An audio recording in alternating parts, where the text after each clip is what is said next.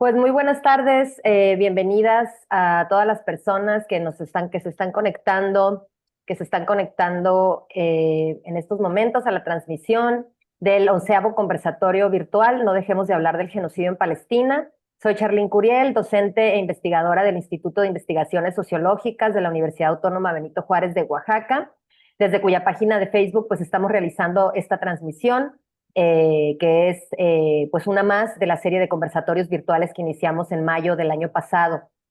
Pues ya pasó un mes desde el pasado conversatorio que dedicamos a abordar la relación entre el genocidio, las ultraderechas, el odio y el discurso religioso. Y este fin de semana se cumplieron 20 meses desde que se intensificó la estrategia genocida de Israel contra el pueblo palestino, que en los últimos 3 meses pues ha incluido la obstrucción total de los canales de abastecimiento de alimentos, agua y medicamentos.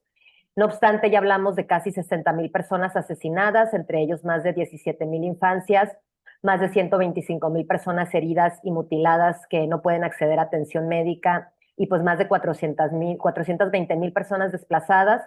Pues a Benjamín Netanyahu y a su gobierno el sufrimiento que ha infligido su ejército con bombardeos y ataques indiscriminados no les parece suficiente, ya que en este tiempo han usado el hambre como arma de guerra.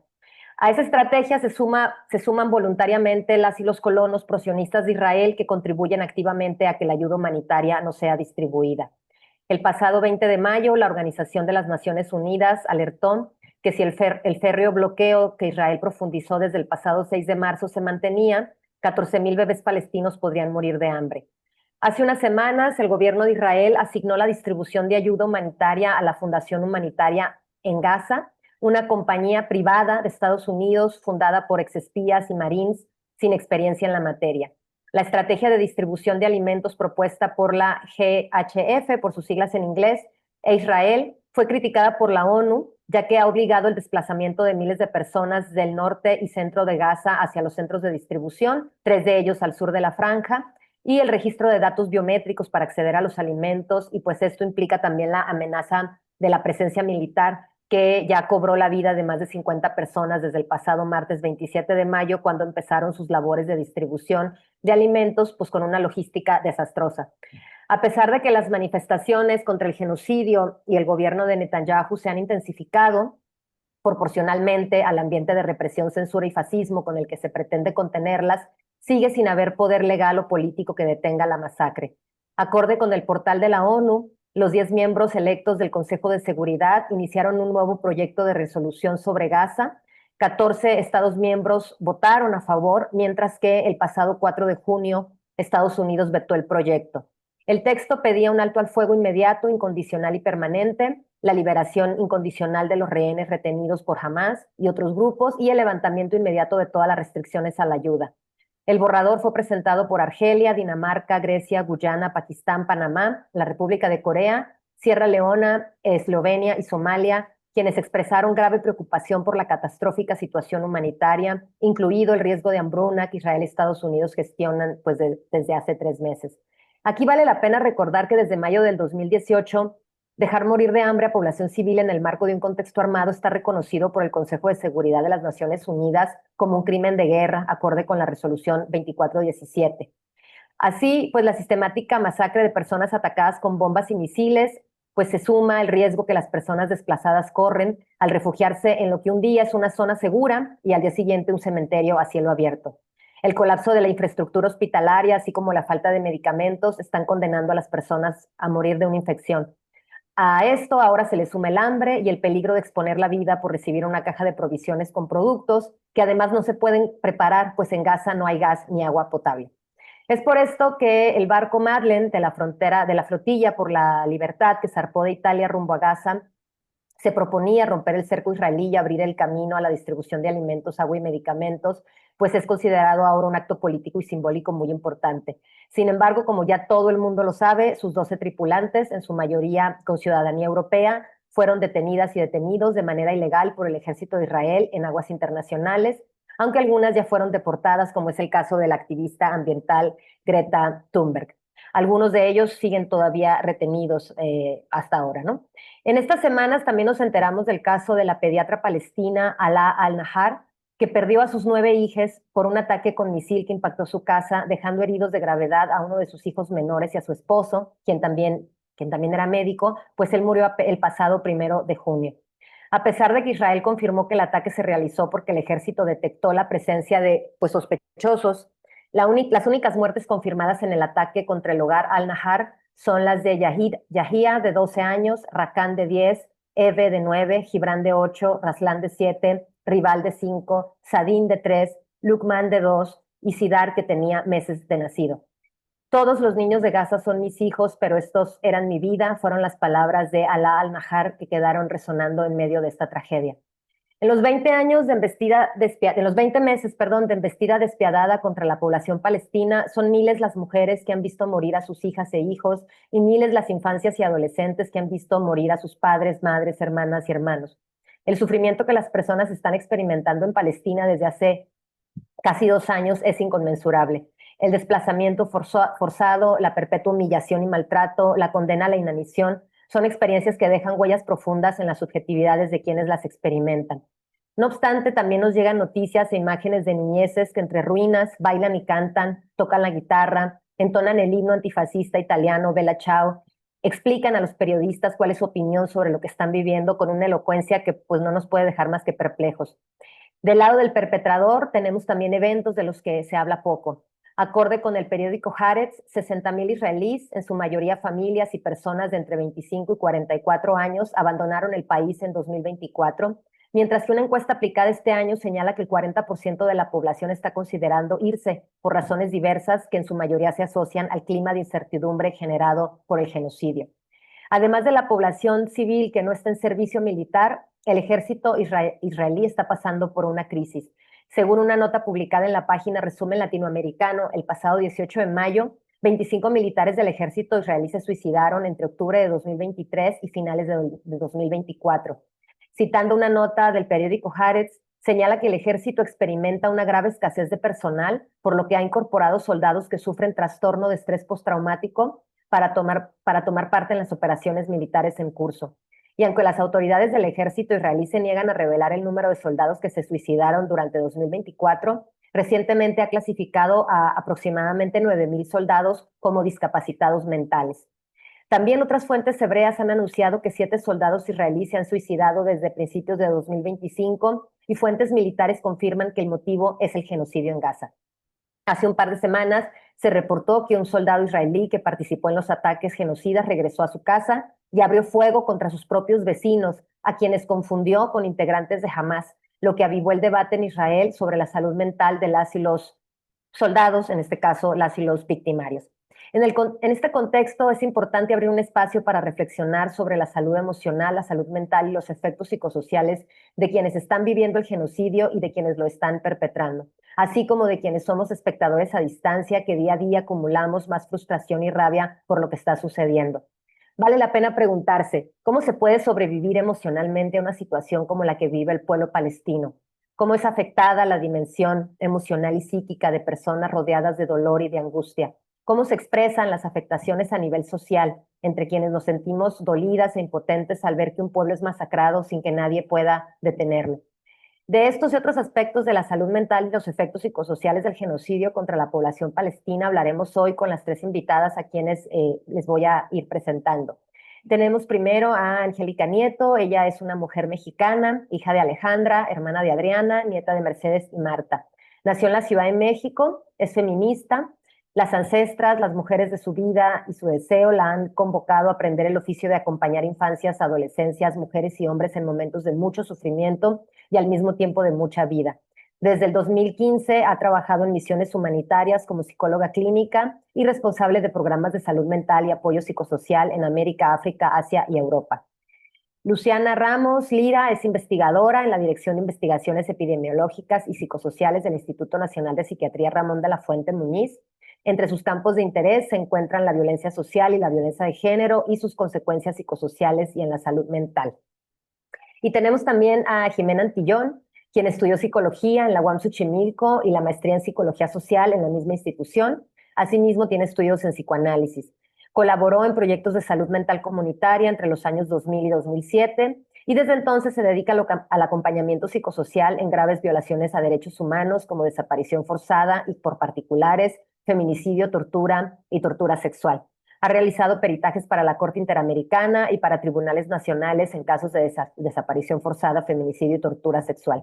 Durante 10 años trabajó en el área de derechos humanos de Fundar, Centro de Análisis e Investigación, desde donde coordinó el informe de impacto psicosocial del caso Ayotzinapa, Yo solo quería que amaneciera. Realizó el antimanual sobre enfoque psicosocial y acompañamiento a víctimas de la violencia y violaciones a los derechos humanos y colaboró en otras publicaciones como el Protocolo de Notificación de la Identificación Forense y Restitución Digna. Formó parte del Mecanismo Extraordinario de Identificación Forense. Actualmente forma parte de la Iniciativa Mesoamericana de Defensoras. Pues yo les doy la bienvenida a las tres y pues mi agradecimiento enorme por haber aceptado la invitación de participar en este espacio. Y pues un poco como habíamos comentado, la dinámica del conversatorio, a mí me gustaría esta primera ronda, iniciarla con Luciana, para que pues, nos ponga un poco a grandes rasgos algunos antecedentes de lo que debemos entender como salud mental y por qué es importante, digamos, ahorita mismo recurrir a la psicología para entender las afectaciones pues, que sufre esta salud mental en personas que experimentan violencias extremas. Entonces, Luciana, pues te dejaría a ti el espacio para tu primera intervención. Muchas gracias. Muchas gracias por la invitación. Es un gusto estar con ustedes y con las colegas que hacen este trabajo tan importante. Yo voy a retomar más que nada pues algunos aspectos relacionados con la investigación, ¿no? Para dar este marco acerca de lo que es la salud mental y la salud mental en condiciones de violencia extrema.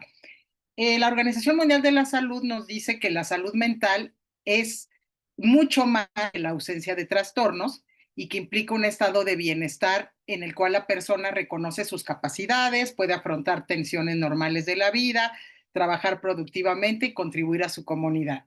Si nos damos cuenta, pues de entrada veríamos que en condiciones de violencia extrema, pues es difícil lograr esta salud mental que de por sí en condiciones donde no existe conflictos, difícilmente también se logra. Es un estado dinámico que está influido por factores biológicos, psicológicos y sociales. Incluye componentes emocionales, cognitivos, relacionales y funcionales. Se va a ver profundamente afectada por el contexto sociocultural, la pobreza, el acceso a derechos y la exposición a eventos traumáticos. Es decir, la salud mental es inseparable de las condiciones materiales de vida y de la dignidad humana. Asimismo, sufrir situaciones de vergüenza, humillación, discriminación o aislamiento social son experiencias que deterioran la salud mental, especialmente en contextos de violencia o pobreza. Ahora, en contextos de violencia extrema, como del que estamos hablando en el caso de la situación de la población en Palestina, podemos señalar que la salud mental es una dimensión intrínseca, ya lo dije, del bienestar social y político que está atravesada por la privación, el desplazamiento, la inseguridad y la deshumanización sistemática. Por todo esto, revisando diferentes estudios, por suerte también encontré algunas investigaciones realizadas por académicos y académicas palestinos y palestinas, ¿no? Van a plantear que es importante hablar de sufrimiento social y de algún tipo de enfoque que vaya más allá de lo que es el trauma y el trastorno por estrés postraumático, considerando que este sufrimiento social abarca heridas emocionales, rupturas del tejido comunitario, pérdida de sentido y desesperanza, además, efectivamente, de síntomas psiquiátricos convencionales. Me voy a permitir brevemente ahorita que lo señale, no solo hablar la aportación de la psicología, pero también de la psiquiatría y que retomar, digamos, de ambas. Así pues, esta noción de sufrimiento social implica procesos colectivos coloniales y transgeneracionales del trauma, donde el daño psíquico se va a extender a grupos, familias y generaciones. Y las heridas del pasado se viven en el presente y determinan el futuro. La psicología, tanto desde enfoques clínicos como comunitarios y sociales, ha aportado marcos conceptuales y herramientas de evaluación para comprender los efectos de las violencias extremas sobre la salud mental, tanto a nivel individual como colectivo.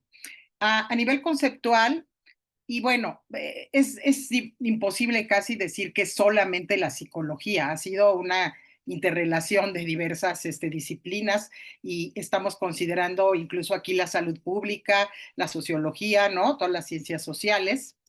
Eh, Esto ha permitido comprender que las denominadas violencias extremas producen traumas complejos que incluyen síntomas como síntomas de tipo estrés postraumático, ansiedad, depresión o disociación, pero también, y esto es muy importante señalarlo, fenómenos menos visibles como la pérdida de sentido, la vergüenza, la culpa o la desconfianza social.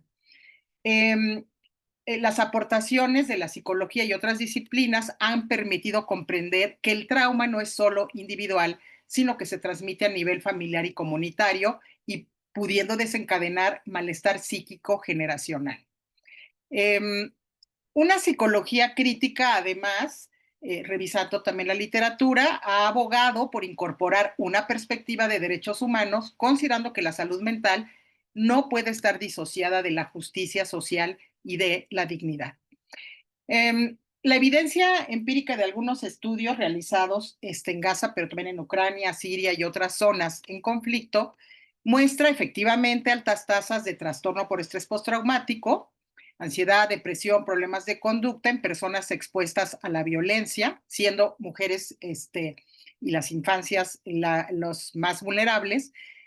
Eh, Sin embargo, como ya les comentaba, algo que también se señala que es muy importante es que es muy difícil, si bien la psiquiatría aporta lo que son todas estas herramientas de diagnóstico y reconocimiento de síntomas para poder hacer diagnósticos y dar tratamientos, estos diagnósticos, decía yo, se van a quedar cortos porque estamos hablando de situaciones y creo que lo comentarán más también mis compañeras, que no, que difícilmente pueden considerarse similares a lo que se plantea en los diagnósticos, por ejemplo, del trastorno por estrés postraumático del ¿no? Manual Diagnóstico y Estadístico de los Trastornos Mentales o incluso de la Clasificación Internacional de las Enfermedades. ¿Por qué?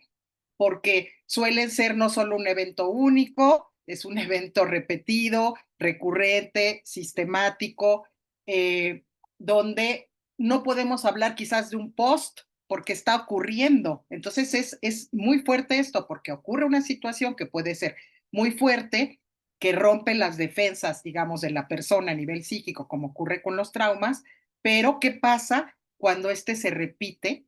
Y además está acompañado, como ya señalé, de condiciones de privación de derechos, de aislamiento y de condiciones, por ejemplo, ya lo señalaste, Charlene, el hambre. El hambre sí es por ejemplo, un factor fuertísimo de afectación en la salud mental, ¿no? No solo por los aspectos físicos y por lo que genera, por ejemplo, en los padres, en las madres, en las familias, por el no poder aportar, por ejemplo, alimentación, ¿no?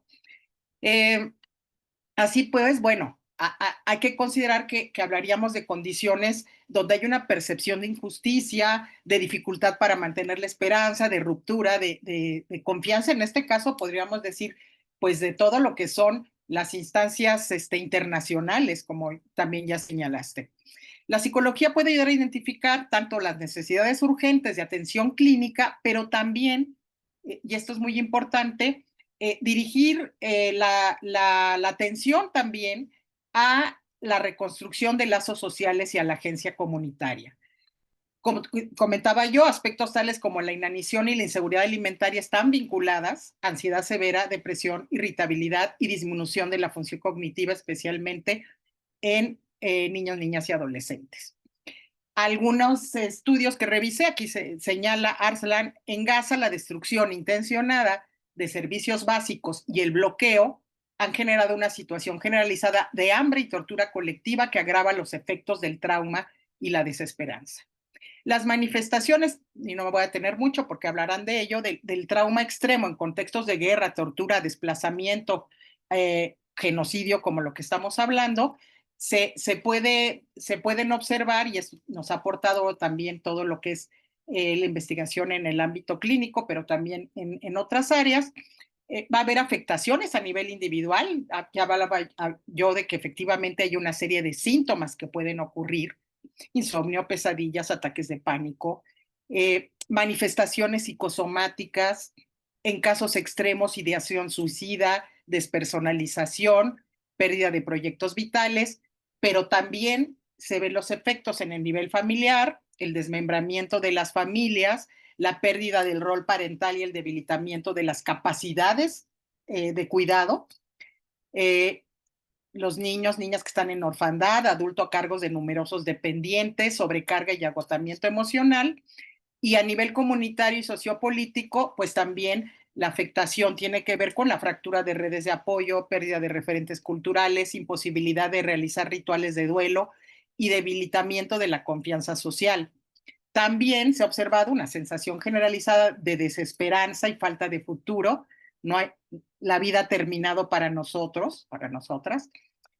Humillación, vergüenza y discriminación constantes por el estatus que se vive, en este caso totalmente además estigmatizado, la pobreza, la exposición pública al sufrimiento, estrés crónico y una cuestión que es muy interesante, que es difícil poner el concepto, que es la normalización de la violencia, pero no quiere decir que la aceptes, sino que el hecho de que estés viviendo una situación traumática constantemente y que ya no es excepcional, se convierte en el trasfondo permanente de la vida cotidiana.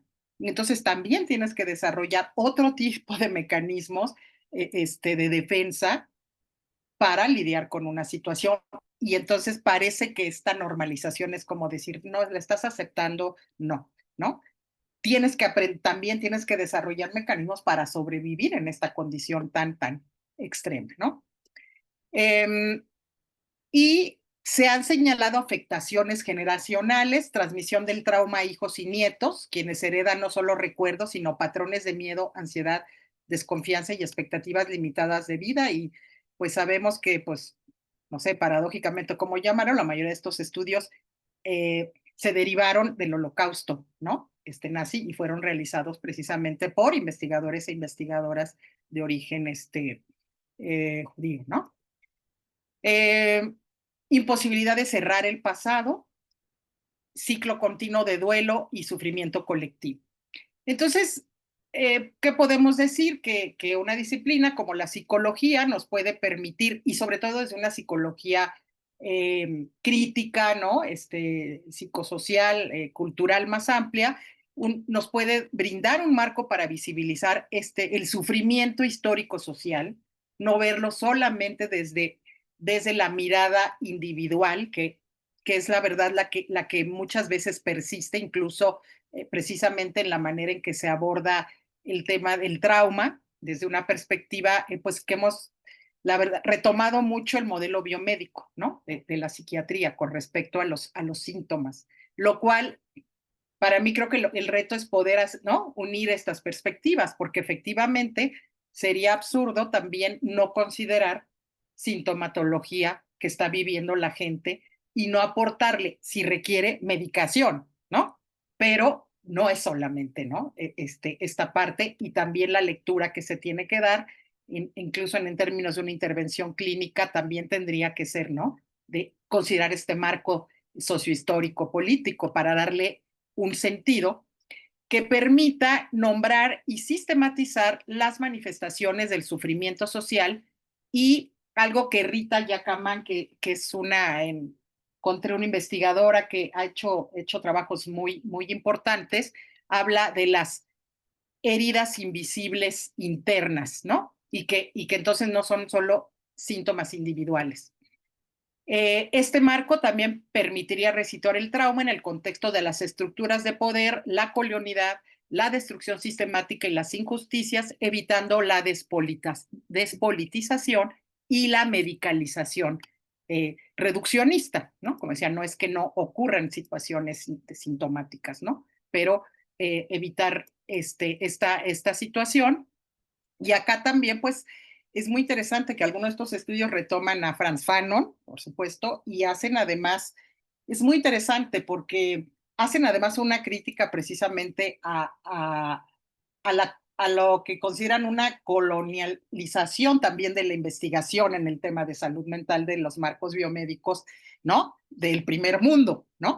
Entonces, y la necesidad entonces de tener epistemologías diferentes, ¿no? Derivadas también de las propias experiencias. En fin, cosas que sabemos que pasan mucho también en América Latina, ¿no? Que pues se conocen más los estudios y se publican en inglés, ¿no? Con ciertos marcos, en fin. Entonces hay también un tema muy interesante para reflexionar en términos de qué es la salud mental, lo que es el trauma, qué es el sufrimiento, considerando estas particularidades culturales, ¿no? Y que incluyan más a las personas, no solo como sujetos, ¿no? Sujetos de investigación, ¿no? Y bueno, para cerrar, también podríamos entonces plantear, y también lo señalan, qué modelos alternativos podrían ser útiles para entender estas situaciones traumáticas prolongadas, colectivas, estructurales, que rebasan el modelo del trastorno por estrés postraumático, que es útil, pero es insuficiente y a menudo inapropiado en contextos de violencia política crónica, al individualizar y despolitizar el sufrimiento. De modo que este es otro reto, y integrar, y esto también me pareció muy interesante, escalas también, medición. Dice, bueno, ¿cómo podríamos nosotros también tener mediciones, no solo utilizando escalas importadas de trauma del DSM, sino que evalúen el sufrimiento, la humillación, y entonces se pueda adaptar también, ¿no? A la cultura local. Finalmente, se señala también de manera crítica la importancia de visibilizar la necesidad de justicia y reparación y no solo de considerar el tratamiento individual para abordar entonces estas graves afectaciones que implican la destrucción de la vida psicosocial y familiar, la transmisión generacional del trauma, la pérdida de sentido y esperanza y la, entre comillas, normalización del dolor. Y pues también la psicología bien orientada nos aporta con otras disciplinas marcos para visibilizar el sufrimiento, intervenir de manera culturalmente competente y considerar fundamental aspectos como la dignidad, la justicia y la reparación para ir más allá de, digamos, la perspectiva medicalizadora individual, que sería pues un poco lo que yo plantearía. Muchas gracias, Luciana. Pues muchas cosas súper interesantes de las que creo las compañeras Angélica y Jimena van a poder también retomar para sus propias participaciones. En esta ocasión, ahorita, digamos, a continuación, yo quisiera entrar con Jimena, porque creo que también algo que no hay que perder de vista es que estamos hablando de una población, ¿no? Que no es que sus malestares, digamos, y su tragedia empezó el 8 de octubre de 2023, ¿no? Es decir, es una población que lleva muchísimas décadas bajo el dominio de, digamos, la ocupación ilegal de sus territorios, bajo la instalación de un modelo de apartheid, ¿no? De ocupación militar ilegal, y todo lo que implica en términos de humillaciones, desprecio, etcétera, ¿no? Es decir, lo que hemos visto, sabido, quienes pues hemos seguido la lucha del pueblo palestino por muchísimo tiempo. Entonces, justamente pensando, Jimena, digamos, no nada más, digamos, en la cosa horripilante que estamos viendo los últimos 20 meses, sino como en todo el proceso, ¿no? Es decir, cómo sobrevive emocionalmente, afectivamente una población, ¿no? Que tiene tanto tiempo viviendo una ocupación y que, digamos, el enfoque psicosocial, ¿qué aporta, digamos, para entender o cómo aporta para entender esta situación, digamos, no nada más a partir de la intensificación del genocidio, sino todo lo que viene detrás, ¿no? Y que, como bien decía ahorita Luciana, se va pasando, se transmite de generación en generación y se heredan cosas, ¿no? Se heredan sensaciones, traumas, etcétera, ¿no? Entonces, bueno, te dejaría la palabra a ti para tu participación. Muchas gracias. Muchas gracias, Charlene, y a mis compañeras del panel el día de hoy. Muchas gracias por sostener este espacio tan importante. Hay que aprovechar todos los espacios para seguir hablando del genocidio en Palestina. Y bueno, creo que para complementar un poquito lo que comentaba Luciana hace un momento, ¿verdad? Desde el punto de vista psicosocial, tratamos de entender los impactos en la subjetividad de la violencia, de la violencia política, digamos, esta forma extrema de violencia política, que es el genocidio, ¿verdad? El exterminio, dentro del contexto en el que es producida. Entonces, algo que me parece que puede ser interesante es que en ese sentido nos distanciamos del paradigma biomédico.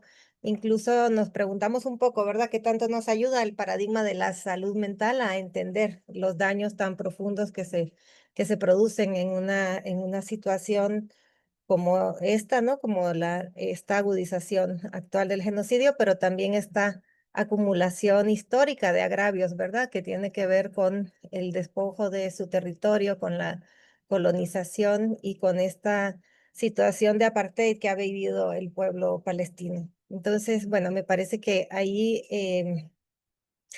hay algunas cosas que en algún momento comentaba con Charlene que hemos aprendido paradójicamente a partir de, y ya lo comentaba también Luciana, de autores y autoras que han estudiado los impactos del Holocausto, ¿verdad? Y cómo eso, esa persecución y el genocidio de un pueblo produjo llevó al límite, digamos, y esto tiene que ver con la noción de trauma, llevó al límite las capacidades individuales, pero también sociales para representar un horror, una barbarie de ese tamaño, ¿verdad? Y cómo ha tomado generaciones poder ir elaborando este trauma individualmente, aunque sabemos que muchas personas sobrevivientes del Holocausto terminaron quitándose la vida más adelante, ¿verdad? Porque no pudieron,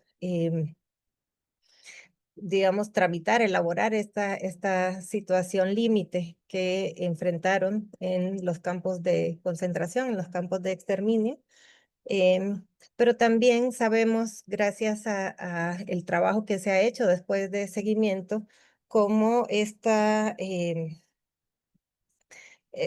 situación tiene que ver con la acumulación de una serie de vivencias traumáticas, ¿verdad?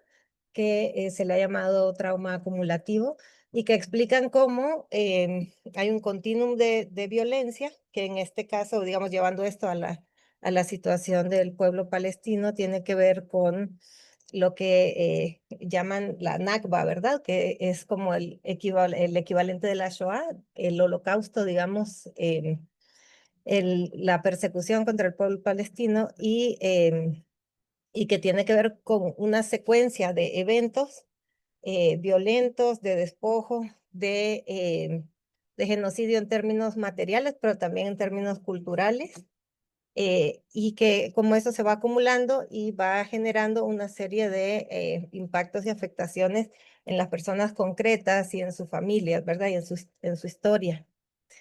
Eh, Algunos de estos estudios también a partir de las víctimas del Holocausto que emigraron, que se fueron a Estados Unidos, también dieron cuenta de cómo lo que mencionaba Luciana, existe una transmisión transgeneracional del trauma, es como un trabalenguas, ¿verdad? Pero quiere decir que el trauma pasa a las siguientes generaciones a través de lo que no se dice, ¿verdad? Como personas que no vivieron en la Europa ocupada por los nazis, que no vivieron la experiencia de los campos de concentración, pero sino que nacieron después, por ejemplo, en Estados Unidos, y que cuando llegaron a una cierta edad empezaron a presentar síntomas que repiten, digamos, la experiencia de sus padres y de sus madres. Entonces, eso nos permite entender también cómo tenemos, por un lado, el trauma acumulativo, como hay esta serie de eventos históricos que se van sumando, y por otro lado, cómo además se transmiten transgeneracionalmente a las infancias, que eso nos va a contar un poquito más Angélica, pero también incluso a las personas que no han nacido, ¿verdad? Entonces, bueno, eso significa que tiene que haber un esfuerzo sostenido en el tiempo y eso nos hace pensar un poco en cuestionar, digamos, la ayuda humanitaria, ¿verdad? Que normalmente está concentrada en cierto momento, en cierto periodo que se conoce como la reconstrucción, ¿verdad? Pero cómo estos esfuerzos se tienen que sostener en el tiempo para abordar los daños que produce la guerra y la violencia. Em, y también, por otro lado, a nivel social, ¿verdad? ¿Qué significa como sociedad? Y eso nos va a tocar porque el genocidio en Palestina ha sido algo que hemos visto en tiempo real, ¿verdad? En el mundo. Y a diferencia del Holocausto que se descubrió, digamos, una vez que terminó la Segunda Guerra Mundial, esto nosotras y nosotres lo hemos visto en tiempo real. Y nos tiene que interpelar y que generar ciertas preguntas sobre cierto estado de vulnerabilidad, digamos, de indefensión, evidentemente del pueblo palestino, pero también en general, ¿verdad? Cómo estamos expuestos a este poder impune em, y cómo esta experiencia de indefensión por un lado y de impotencia por el otro ha generado digamos, ciertas respuestas muy importantes hasta donde ha sido posible, y Charlene ya mencionaba ahorita la Flotilla de la Libertad, pero también ha mostrado pues el fracaso de cierto orden mundial de la posguerra, ¿verdad? Cierto orden político de la posguerra para detener un genocidio que estamos viendo. Entonces, esta pregunta también, digamos, a su manera, se la tuvo que hacer la sociedad europea, ¿verdad? ¿Cómo pudo haber un holocausto y qué pasó con quienes lo estábamos viendo, ¿verdad? Con quienes sí sabíamos o quienes supimos después de esto. Entonces, bueno, también hay una necesidad de elaboración social de estos eventos traumáticos. Y en cuanto a tu pregunta sobre qué sostiene, ¿verdad? A la gente, qué sostiene a un pueblo, a las familias, cómo podemos ver a estos niños y niñas con alegría, ¿verdad? Dentro de las situaciones tan difíciles. Yo creo que hay una pues capacidad muy extraordinaria de sostenerse que tiene que ver con pues el arraigo a su pueblo, a su cultura, al tejido social que ha aprendido a enfrentar esta situación de ocupación ya desde hace décadas. Entonces ya hay aprendizajes ahí y hay una construcción de un tejido que es lo que se pone en juego y lo que sostiene, ¿verdad? Y esto no quita que sea definitivamente extraordinaria la capacidad de resistencia del pueblo palestino, pero me parece que tiene que ver con estas raíces profundas, ¿verdad? Y con algo que me parece que puede estar relacionado con lo que hablábamos antes sobre la definición de salud mental, ¿verdad? Que me parece que tiene que ver con cómo sostener la esperanza, ¿verdad? Y cómo sostener un horizonte político. A lo mejor es difícil hablar de un proyecto político en ese contexto. Es algo que necesita ciertas condiciones, ¿verdad? Para que se pueda reconstruir, pero sí como tener un horizonte político que permita la existencia del pueblo palestino. Entonces me parece que tiene que, tiene que ver con esto y me parece que tenemos que pensar, digamos, de manera más amplia, social, qué significa que pueda ocurrir un genocidio en tiempo real, no porque sea el único tampoco, ¿verdad? Y creo que hay otras atrocidades que no han sido tan visibles, pero esto que sí es visible y que a todas luces rompe el orden político después de la Segunda Guerra Mundial y todo lo que habíamos generado en Occidente para que esto no volviera a pasar, nos tiene que interpelar, ¿verdad? Pues yo creo que por ahí. Muchas gracias, Jimena. Este, sí, estaba pensando ahorita justamente cuando te estaba escuchando en, pues, pues no sé cómo qué palabra utilizar, pero lo paradójico que suena, ¿no? Que buena parte del conocimiento que se tiene sobre trauma y digamos, de violencias extremas, etcétera, haya sido con sobrevivientes de un holocausto que ahora pues pertenecen pues a un estado que está perpetrando otro holocausto, ¿no? Y que además se utiliza ese holocausto, ¿no? Ese genocidio para justificar esto que ahora está sucediendo, ¿no? Entonces, sí, esta maroma mental que también es pues muy interesante de también de interrogar y de cuestionar, ¿no? Es decir, en qué momento pues las víctimas se convierten en victimarios, ¿no?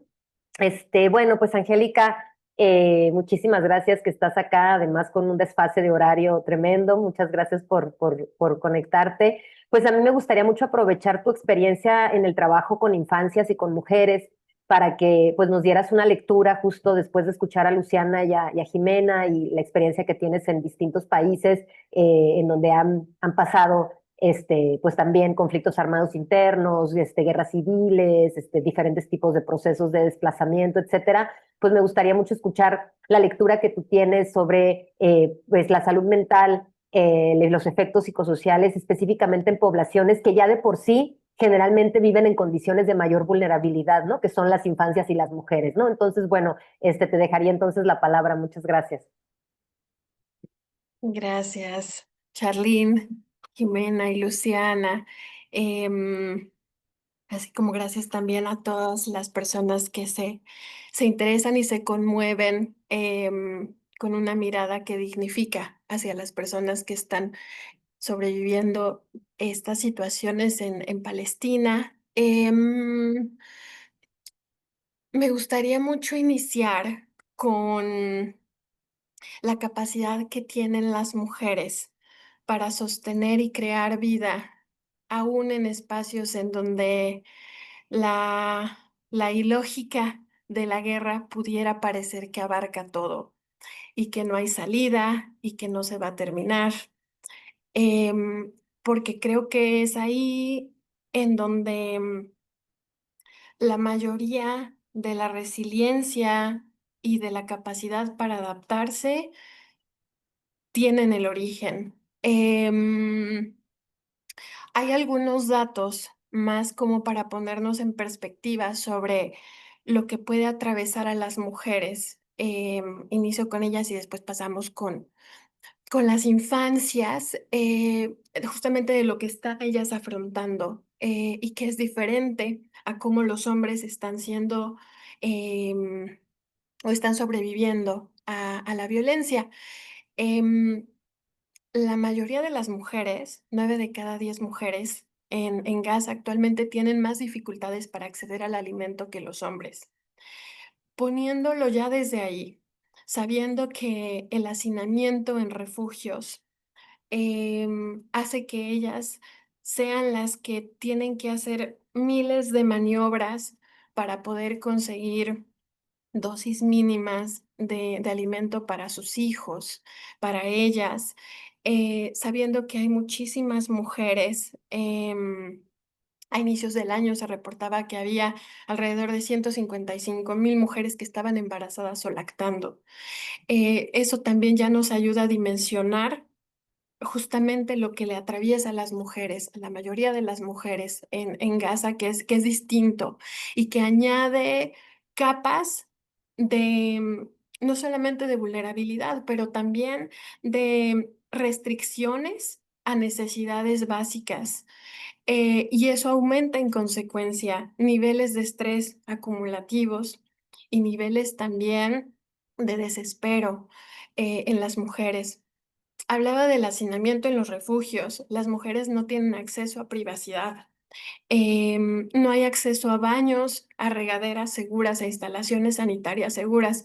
Sabemos que en contextos de hacinamiento y de guerra, de conflicto armado, la violencia sexual, no nada más la violencia basada en género, que puede manifestarse de muchas formas, pero la violencia sexual va en aumento y en condiciones de riesgo como ir a un baño en donde no hay alumbrado, en donde no hay las condiciones para que la mujer vaya acompañada y sea un espacio exclusivamente para mujeres e infancias, aumenta mucho más la vulnerabilidad. Ahora tampoco hay insumos para higiene menstrual, ni hablar de los servicios de salud. Nos hablabas de la mujer pediatra que fue asesinada. Entonces partimos de que todas estas mujeres embarazadas que pudieran acceder en condiciones dignificantes de salud, a condiciones básicas de acceso a salud, en donde se les pudiera llevar un control, un manejo, una buena contención de estas condiciones, no existe. Y entonces, condiciones como tensión arterial alta, diabetes, pueden desencadenar en complicaciones graves al embarazo y poner en riesgo la salud de las mujeres y de esas crías que en otras condiciones pudieran tener mayores probabilidades de sobrevivir. La mayoría de las personas en la Franja de Gaza son infancias y son mujeres. Y el hecho de que las mujeres queden viudas también genera un reajuste y un asumir em, funciones dentro de los sistemas familiares, dentro de los sistemas comunitarios, em, que no nada más las mujeres lo hacen desde el amor hacia sus familias y hacia quien forma parte también de esa comunidad, sino que también lo hacen desde el poder adaptarse a vivir a una pérdida, em, sin tener acceso al tiempo y al espacio mental, a la capacidad mental para ir digiriendo lo que está ocurriendo. Y lo hacen de una manera extraordinaria y es algo que también quiero reconocer. En ese mundo interno, la maravilla que sucede para que ellas puedan seguir día a día viviéndolo a veces como en el sentido de una batalla. Hay mujeres, encontré relatos de mujeres que lo describen como cada día es una batalla y cuando llego al final del día digo, lo logré, aquí están mis hijos, están conmigo y mañana haré lo que tenga que hacer para garantizar que sigamos con vida. Em, entonces, todo eso, aquello que sucede, es parte justamente de cómo ellas están afrontando este mundo que pareciera eh, no ser otra cosa que violencia y que deshumanización, pero ahí están ellas sosteniendo la vida. Me gustaría también abordar el tema de la opresión sistemática que las mujeres han vivido. Además de entenderlo como a nivel colectivo, con todos estos años de ocupación, etcétera, em, debemos reconocer que las mujeres, por el contexto sociocultural y por las restricciones que han existido para con ellas, ya han vivido en ambientes en donde sus derechos básicos no han podido ser ejercidos en su totalidad. Y entonces esto también va sumando capas de violencia en donde ellas han ido encontrando formas para sobrevivir y para que las generaciones que ahora van desarrollándose, van siendo adolescentes de esas generaciones en donde había mucha opresión sistemática, puedan entonces, como nos lo describías, Charlene, sonreír, jugar, hablar sobre su experiencia, nombrar lo que está ocurriendo. Em, Creo que en las conductas, en lo que observamos en las generaciones más jóvenes ahora, es también atribuible a todo el trabajo de las mujeres, pese a esas generaciones de opresión sistemática en las que han estado ellas viviendo.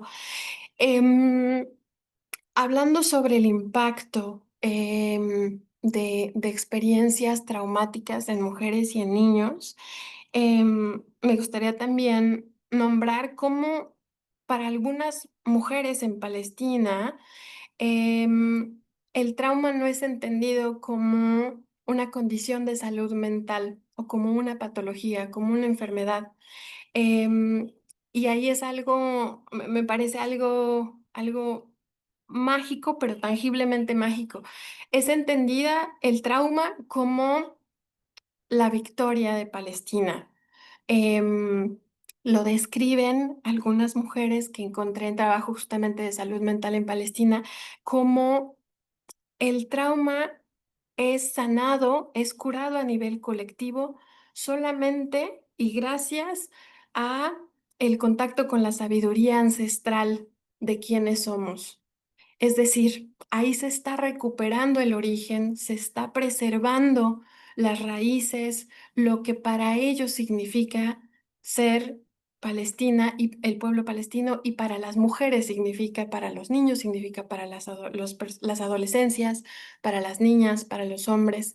Entonces, esta forma de conceptualizar la experiencia ya nos habla también de un sentido de eficacia colectiva, de todos podemos, es posible gracias a lo que somos, y no somos solamente el pueblo oprimido, no somos por ejemplo, no soy yo la mujer sobreviviente de violencia. La violencia define algo de lo que soy, cierto, pero no lo es todo. Em, Esto es muy potente, muy poderoso. Y hablando sobre los signos de afectación, que han ido describiendo Luciana, Jimena. em, Me gustaría mucho detenerme en que todo lo que se puede observar, todo lo que se puede presentar a nivel de reacciones, em, en el campo emocional, psicológico, comportamental, social, en infancias y en mujeres, es natural, es esperado que suceda en estos contextos, en situaciones de violencia sistemática que no termina, que es extrema, y que es gracias a estos síntomas, los podríamos llamar síntomas, pero me gustaría más la palabra reacciones, justamente lo que les permite afrontar, lo que les permite adaptarse. Alguien que no tuviera una respuesta de sobresalto, un niño que no brincara cuando escucha un ruido fuertísimo, no tendría tantas probabilidades de sobrevivir si hubo un bombazo cerca de él y tiene que correr a ponerse a salvo. Em, las reacciones que están teniendo les ayudan a sobrevivir y adaptarse y a preservar su bienestar, incluso en grados extremos. En el trabajo de acompañamiento que yo he realizado, por ejemplo, lo que pudiera llegar a considerarse alucinaciones, voces que se empiezan a escuchar o cosas que yo empiezo a ver, que no están apegadas a la realidad, que no está existiendo en ese momento, pero yo lo siento, yo lo escucho, yo lo veo. Son también mecanismos a nivel mental que me están ayudando a afrontarme, a afrontar la realidad en la que yo estoy inmersa. Ha pasado algo tremendo en algunos acompañamientos que yo he hecho. Sabemos que es poco probable, pero sin embargo existen casos de violencia extrema, que las infancias pueden tener episodios psicóticos, es decir, pueden ver cosas que no existen o escuchar cosas que no existen.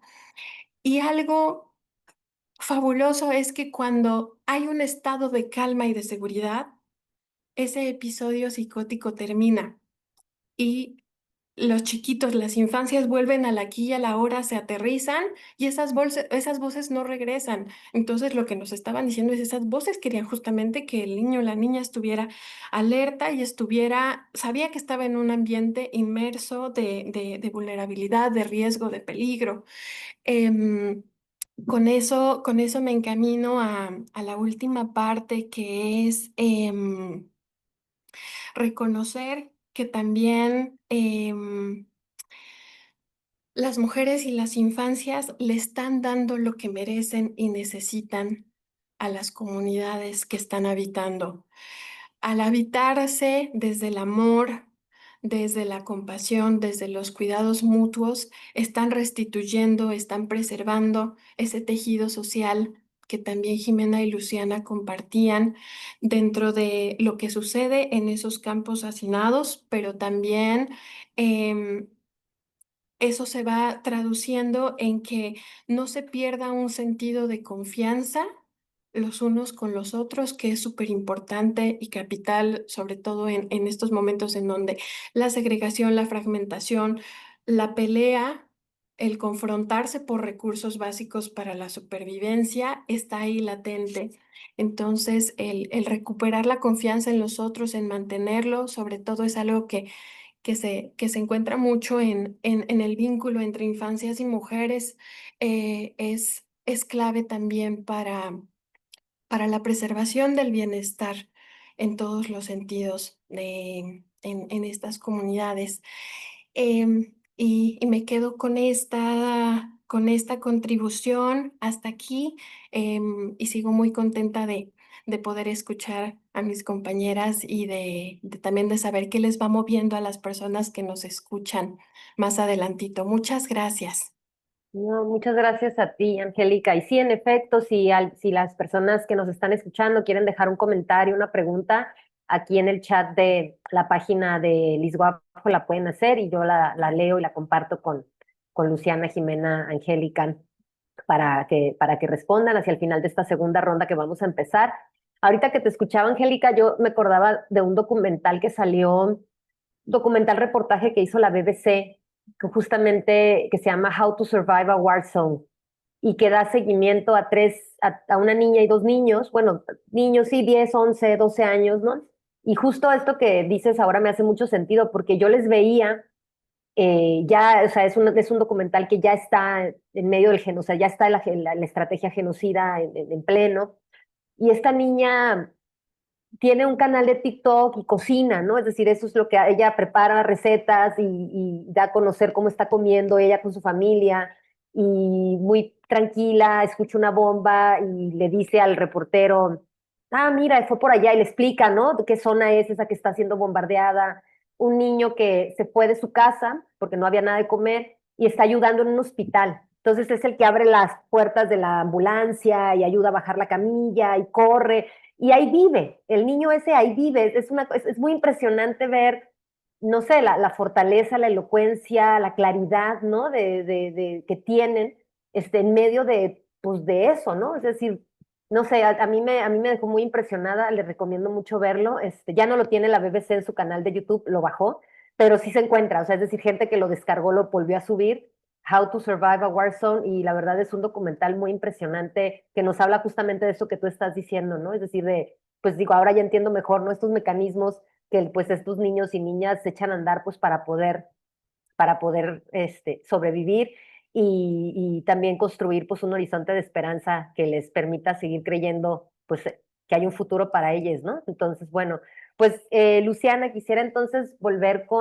contigo para un aspecto que también me parece muy importante eh, que nos pudieras compartir tu lectura, porque después de ya de muchos meses para acá yo veo que las reacciones pues que obviamente las personas enojadas tenemos con respecto a lo que está pasando, nos llevan a veces a usar adjetivos o sustantivos, digamos, que vienen de la psicología y que no estoy muy segura que a lo mejor estemos usando bien, ¿no? Yo te comentaba en algún momento, ¿no? Que se ha estado usando mucho últimamente para definir o para describir a Netanyahu y a sus secuaces ahí de gabinete que cada vez que abren la boca dicen una barbaridad. Y y entonces la reacción es estos sociópatas, estos psicópatas, ¿no? Es decir, como que estamos tratando de describir una actitud, ¿no?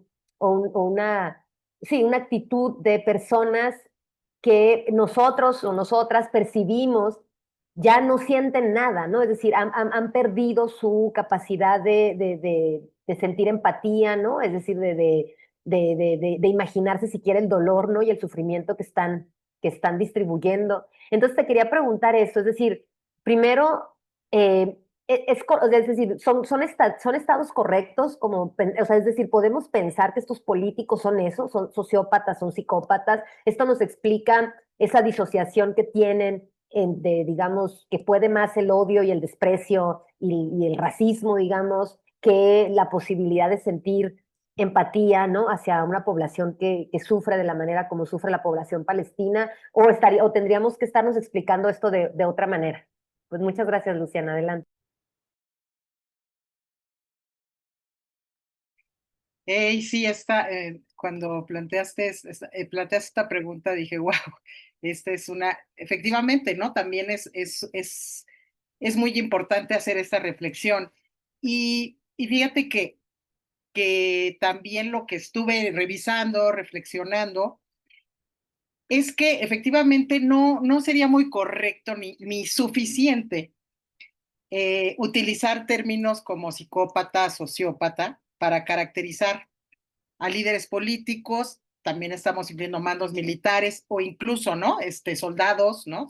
Que están en el campo y que participan en crímenes masivos, ni como explicación central de su falta de empatía y sensibilidad hacia las víctimas. Y esto van a ver qué opinan, me pareció muy interesante. La psicopatía es un diagnóstico clínico individual y pues no es una categoría moral, política o social. Se utiliza en psiquiatría para describir a personas con rasgos específicos de personalidad, como frialdad emocional, manipulación, ausencia de culpa y remordimiento en el trato interpersonal. Y hay muchas, bueno, no muchas, pero hay personas con las que convivimos cotidianamente que tienen este tipo de rasgos, si bien también se señala que muchas veces personas con poder, ¿no? Los tienen. Sin embargo, algo que habría que destacar es que la mayoría de quienes participan en crímenes colectivos no presentan este diagnóstico, según, ¿no?, lo que yo revisé. La violencia genocida y la deshumanización sistemática son procesos sociales, culturales y políticos y no un resultado de trastornos individuales. El trauma colectivo, la obediencia a la autoridad, la presión de grupo, la ideología y la deshumanización institucionalizada explican mucho más profundamente estas conductas, y esto ya lo había tratado también Hannah Arendt, ¿no?, de alguna manera. La disociación moral y la deshumanización pueden explicar mayormente a perpetradores o perpetradoras porque pueden cometer atrocidades no porque sean locos o enfermos, sino porque han sido social y políticamente entrenados para ver al otro como enemigo, amenaza o como no persona. Esto es fundamental porque no se dirige esta conducta hacia cualquiera, ¿no es cierto? O sea, esto también es clave, me parece. Los sistemas de poder además fomentan narrativas de odio.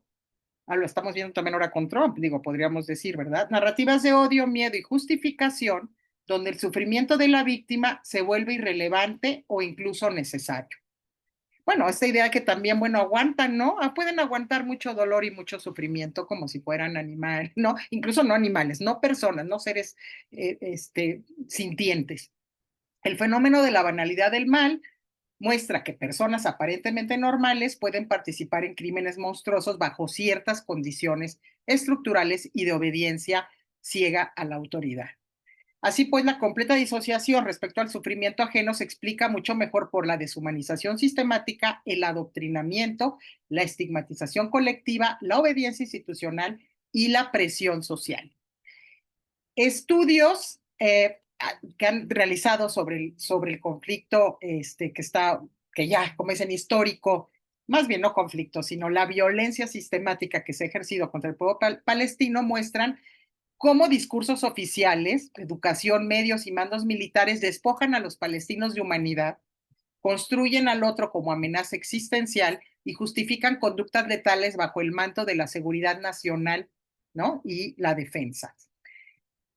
Hay mecanismos que son muy interesantes, por ejemplo, la disociación moral, un mecanismo psicológico y sociopolítico donde el individuo logra desconectar sus actos de violencia o crueldad de su autopercepción moral, justificando, normalizando el daño infligido.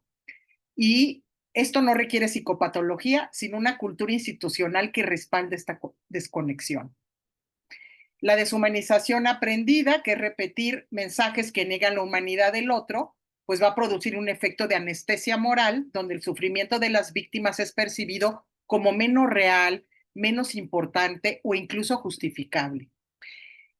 Lo que ocurre en situaciones genocidas no es resultado de brotes psicopáticos masivos, sino de procesos de deshumanización, obediencia a la autoridad y construcción colectiva del enemigo.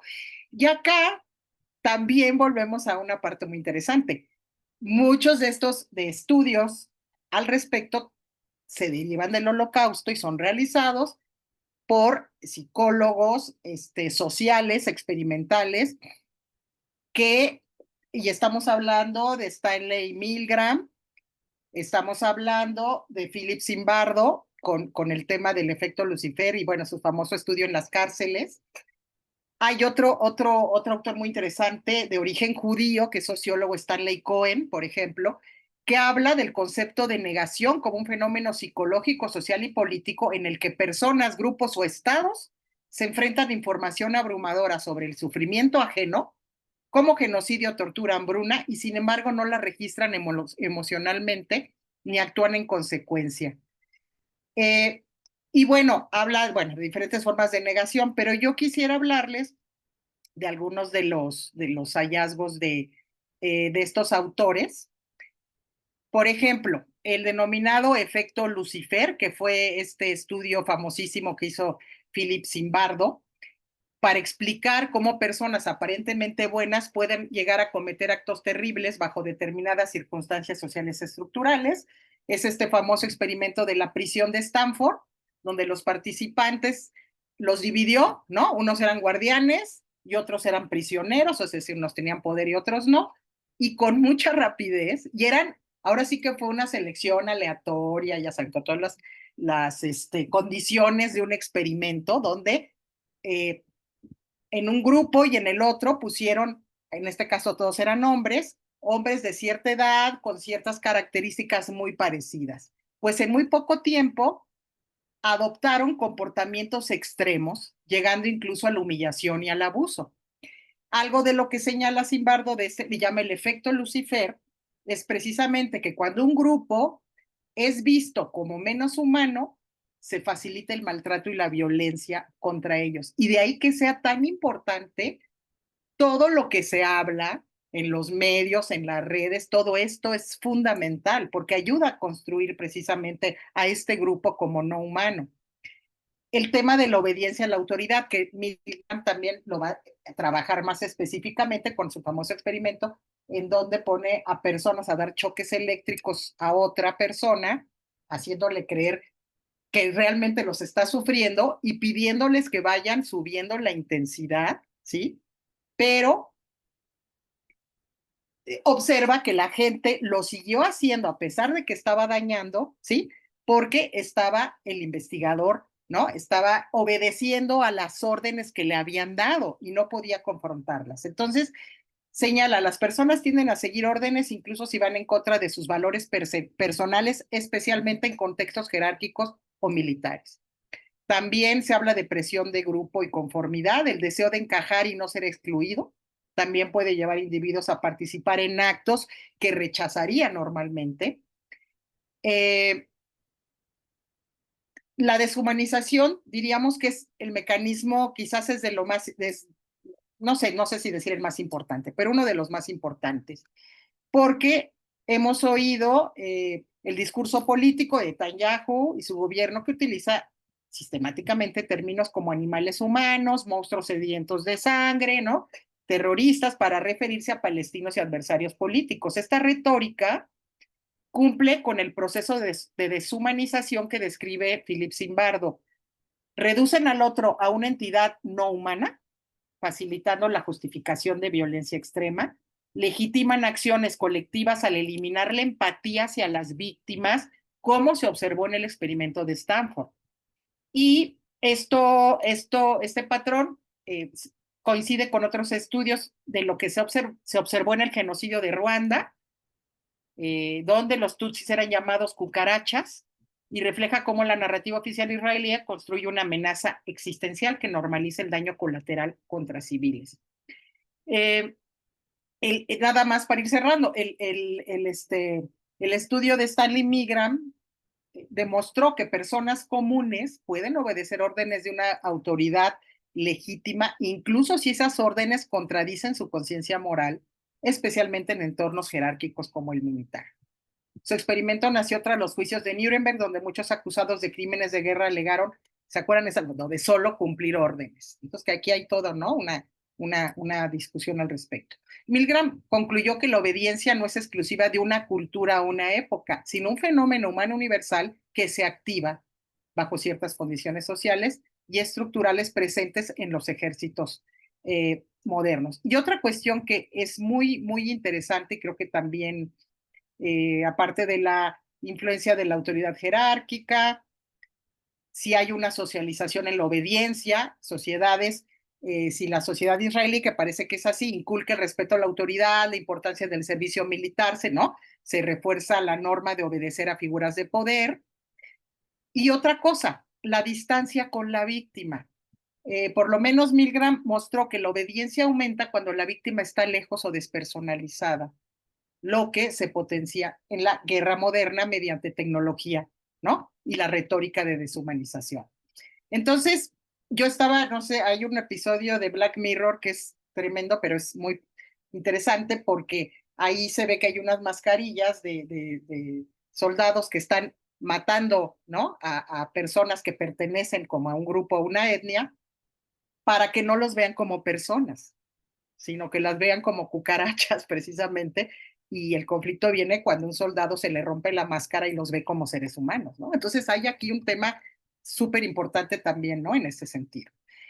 Y ya para cerrar, digo, porque es apasionante, ¿no? Este tema. La completa disociación de la humanidad de la población palestina por parte de perpetradores y cómplices se explica principalmente, diríamos, por deshumanización sistemática, esta idea de la banalidad del mal, ¿no? Que Hannah Arendt, la obediencia ciega, la ideologización y la disociación, esta disociación ¿no? Que se ha aprendido a llevar a cabo, más que una patología, ¿no? Como tal individual. Y hay aquí entonces también varios estudios que encontré al respecto y que me parecieron muy interesantes en términos, ¿no? De esta reflexión. Entonces, pues ahí se los dejo, ¿no? Para su opinión, ¿no? Muchas gracias, Luciana. Pues entonces ahora ya sabemos que no hay que decirle psicópatas y sociópatas a estos sujetos porque es mucho más complejo que eso. De hecho, ¿no? Lo que el panorama que nos acabas de plantear, y pues me hace mucho sentido, en efecto, ver esto más también como en su dimensión estructural. O sea, es decir, esto es una cosa mucho más amplia y no digamos, el humor con el que se despierta un día un político y decide hacer una cosa, Y ¿no? perdón, nada más que te interrumpa, nada más porque ahorita se me ocurrió. Cuando estamos hablando precisamente, ¿no? En situaciones, incluso se señala genéticas, pues siempre te dicen, incluso los genetistas, aunque haya, entre comillas, un gen, que no sé, de la agresividad, esta tiene que ver con el contexto, si se potencializa o no se potencializa. Y aquí lo importante es cómo estos contextos se están posibilitando, ¿no? Que se den, entre comillas, estos trastornos de comportamiento, pues, ¿no? Perdón, ¿eh? Sí, no, no, muchísimas gracias. Y también me pone mucho a pensar en este fenómeno del que se ha hablado también mucho últimamente pues a partir de octubre del 2023 y con todo lo que está pasando, que yo nunca había escuchado hablar, ¿no? De esto que le llaman ahora israelismo, ¿no? Como una suerte de adoctrinamiento, ¿no? Por el que pasa la población judía, incluso la población judía en la diáspora, ¿no? Que pues que tiene, o sea, que justifica, ¿no? La ocupación de la tierra palestina, ¿no? Ocupa el tratamiento que le dan a la población palestina y todo desde una base pues ideológica, en donde hay un manejo y una lectura de la historia pues muy cuestionable, digamos, por decirlo menos, ¿no? Y que viene ahí todo esto que decías ahorita, Luciana, ¿no? O sea, el hecho de que tiene que haber servicio militar, ¿no? La idea de que por lo menos una vez en la vida los judíos de la diáspora van a Israel, ¿no? Viven allá. Es decir, hay toda una serie como de prácticas que van construyendo esta estructura, digamos, ¿no? Como de adoctrinamiento, del que se escapan que se escapan pocos, ¿no? Es decir, hay muchísimos, obviamente, judíos antisionistas. Yo tuve aquí un conversatorio hace un par de meses justamente con 3 personas de México, judías, antisionistas, y ellos mismos explicaban, ¿no? Es decir, por dónde pasa todo esto, o sea, es decir, la escuela, ¿no? La familia, es decir, una serie de instituciones que van introyectando pues en la subjetividad una serie de creencias incuestionables, ¿no? Sobre el derecho que estas personas tienen a la tierra y sobre el derecho de tratar a los palestinos así, porque esa gente se tiene que ir en algún momento de ahí, ¿no? Entonces, sí, ahorita está, de hecho también hay un documental que se llama así, Israelismo, Israelism, que se estuvo proyectando en meses pasados y que habla un poco de esto, ¿no? Bueno, pues yo en esta segunda ronda quisiera regresar ahorita y aprovechando justamente para vincular a Angélica lo que acaba de decir Luciana, porque me parece importante, así como en la introducción hice una anotación, ¿no? Al respecto de que se está hablando poco, ¿no? Del efecto, pues, de salud mental y de salud mental que está teniendo eh, el genocidio al interior del mismo ejército israelí. Y no es porque quisiéramos ahorita ponernos, digamos, victimizar a los opresores, pero sí estoy pensando en la complejidad que entraña imaginar lo que puede venir después, ¿no? Es decir, cuando hay un conflicto, o sea, cuando hay una situación genocida como la que está pasando, es decir, un contexto así de un grupo que ejerce un poder inconmensurable, ¿no? Sobre otro. Las consecuencias que esto puede tener en el nivel de lo subjetivo y lo social, y pensando como en casos ya documentados en otros países de conflicto armado interno o de guerras civiles, en donde en algún momento, no sé, yo quiero pensar que dentro de muy poco tiempo nos vamos a estar frente a eso, ¿no? Es decir, cómo se va a recuperar esto, es decir, qué tiene que pasar, ¿no? Tanto entre víctimas como entre victimarios, pues para que el presente, pues, para que, digamos, para que esto, una salida, es decir, no me imagino que podamos mantenernos viendo esto otros 20 meses más, ¿no? O sea, entonces, en un caso hipotético, digamos, ¿qué es lo que tiene que pasar?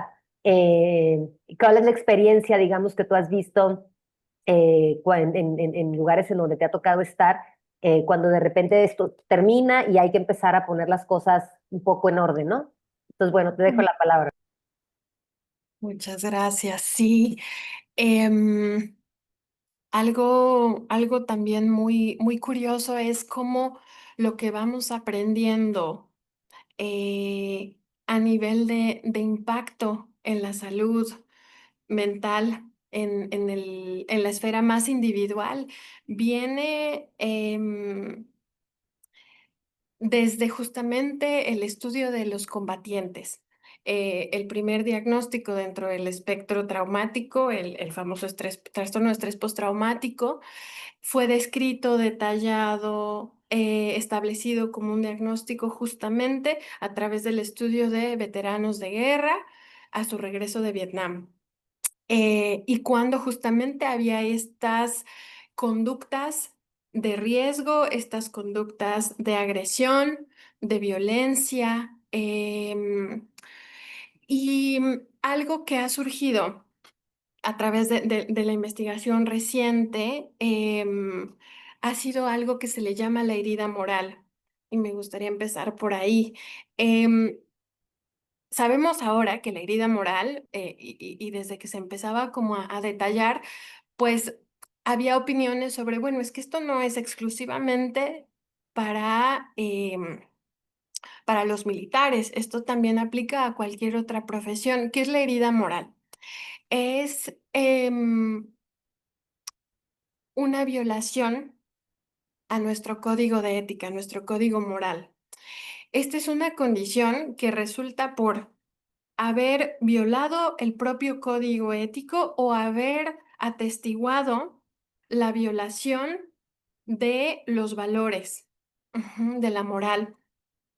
Resulta de hacer cosas que uno cree que están mal. En muchas situaciones, muchos profesionales nos enfrentamos a dilemas éticos. Eso es cierto, pero al mismo tiempo las decisiones que se toman son las que tienen consecuencias psicológicas profundas. Em, la herida moral no es una enfermedad mental, no es una condición de salud mental, sin embargo puede agravar la salud mental. Y creo que esto es clave porque ahorita lo ligamos con el suicidio y con el qué pasa después y justamente la recuperación. Pero deteniéndonos un poquito en la herida moral, me gustaría hacer énfasis en que la manera en la que se vive en el mundo interno de quien viola su código moral es a través de sentimientos de vergüenza profunda, culpa o disgusto, repulsión. También puede haber sentimientos intensos de falta de valía o de enojo consigo mismo. Hay pensamientos negativos sobre uno mismo y sobre los demás. Por ejemplo, soy una persona terrible, em, soy miserable, soy peor que una basura, soy una escoria. Em, y algo que es también súper relevante es justamente cómo hay otros factores que entran en juego y que digamos que es el caldo de cultivo perfecto para que entonces haya afectaciones más graves, no nada más a mí mismo, sino a los demás. Entonces, alguien que ha violado su código de moralidad, de valores, puede acabar haciendo conductas o comportamientos que dañan más a los otros, incluso dentro de sus esferas más cercanas, como consecuencia de toda esta combinación. O sea, por un lado está lo que nos describía Luciana de manera muy precisa. Está este contexto de deshumanización, está una jerarquía súper rígida a nivel militar. Está esa estructura.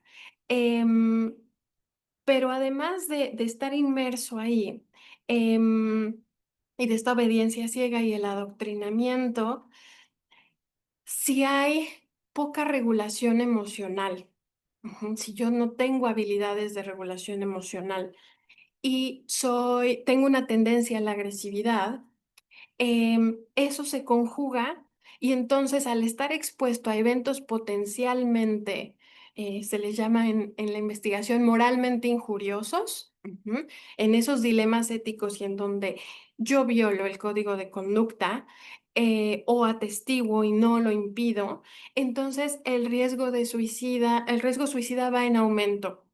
Solo por poner un ejemplo, esta dinámica se detalló en soldados israelíes que estuvieron justamente expuestos a eventos potencialmente moralmente injuriosos dentro de los años 2019 y 2021.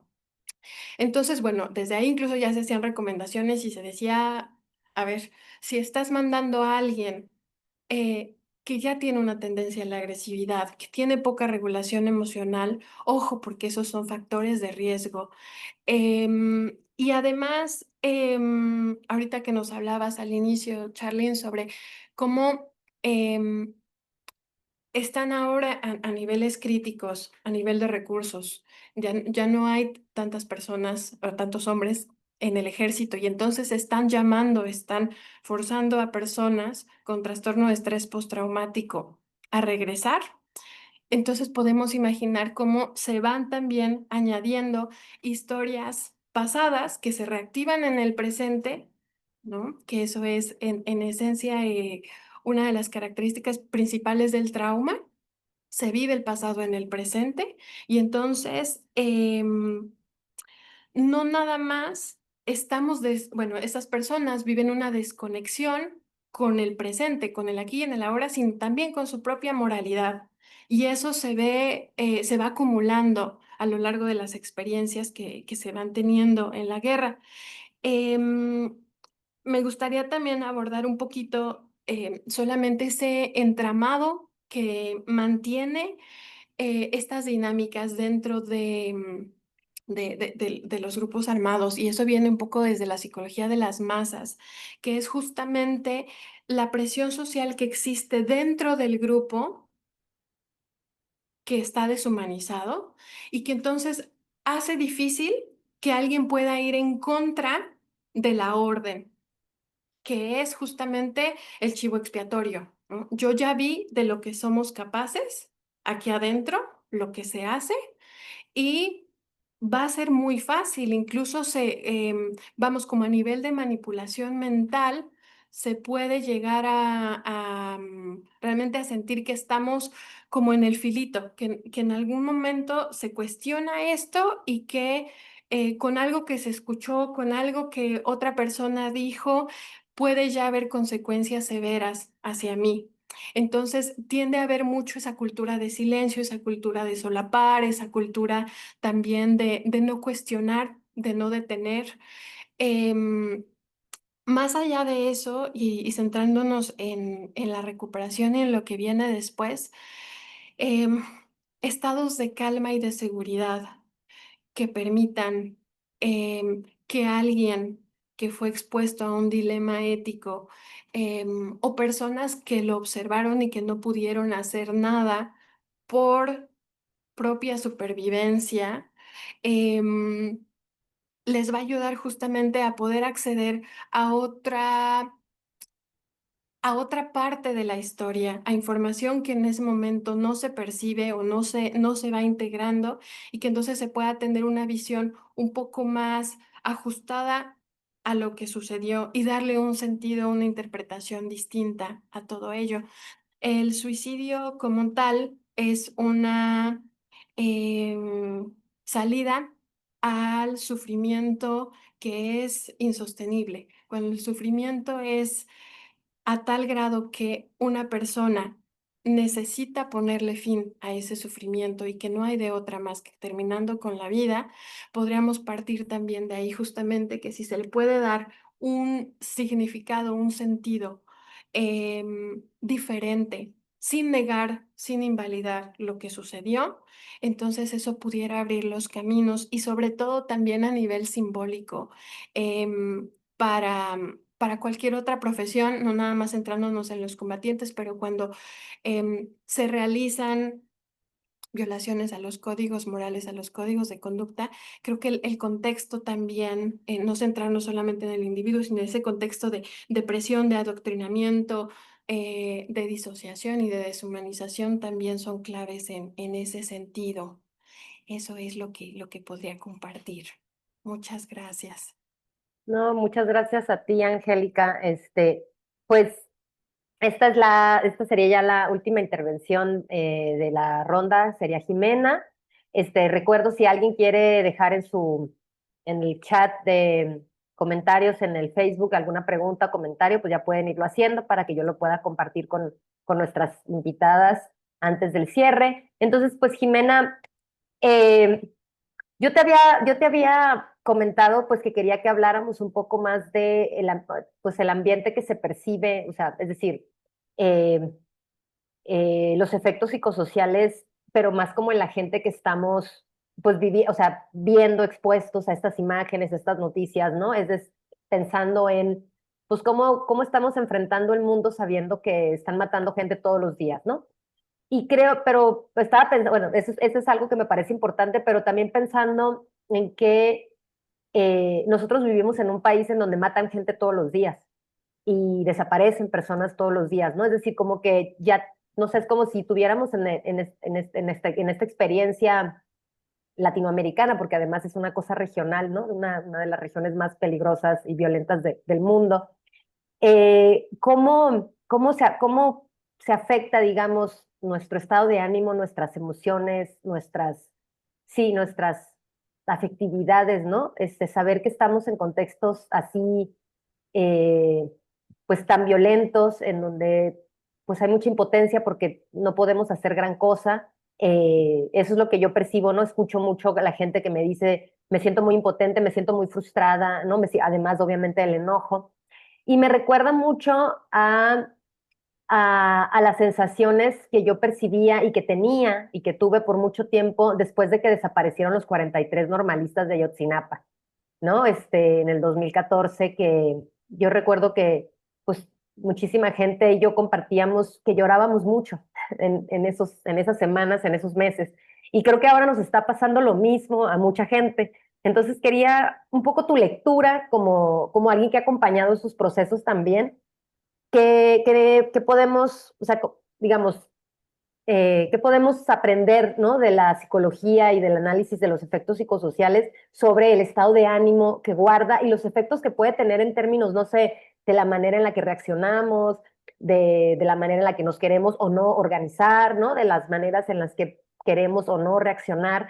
Entonces, ese sería uno de los aspectos, pero también me gustaría preguntarte si tú quisieras abonar algo más de lo que dijeron Luciana y Angélica sobre las preguntas que les hice específicamente, pues sobre los victimarios, ¿no? Porque también, pues tú en tu trabajo, pues has tenido que lidiar, pues con digamos, acompañas a las personas víctimas, pues en algún momento, pues también tienes que saber quiénes son esos victimarios, ¿no? Y entonces no sé si tú quisieras compartir algo sobre lo que dijeron Luciana en relación a la manera en la que definimos a veces o queremos describir, ¿no? Las actitudes de personas que toman estas decisiones tan horribles, o sobre cómo, o sea, yo sinceramente, yo les voy a ser muy honesta, yo no me puedo imaginar cómo esto se va a poder, o sea, cómo va a haber un proceso de reconciliación, o sea, ni siquiera me puedo imaginar que esto pueda suceder, ¿no? O sea, la idea de vamos a platicar y a ver cómo nos arreglamos.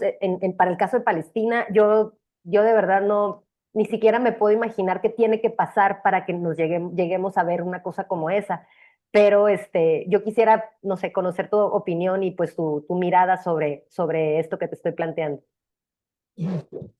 Sí, muchas gracias, Charlene, Angélica, Lucian, por estas reflexiones. Yo las estaba escuchando y de pronto tuve como una especie de efecto de distanciamiento y dije, aquí estamos unas humanas tratando de decir algo sobre el horror de la guerra, ¿verdad? Una vez más en la historia.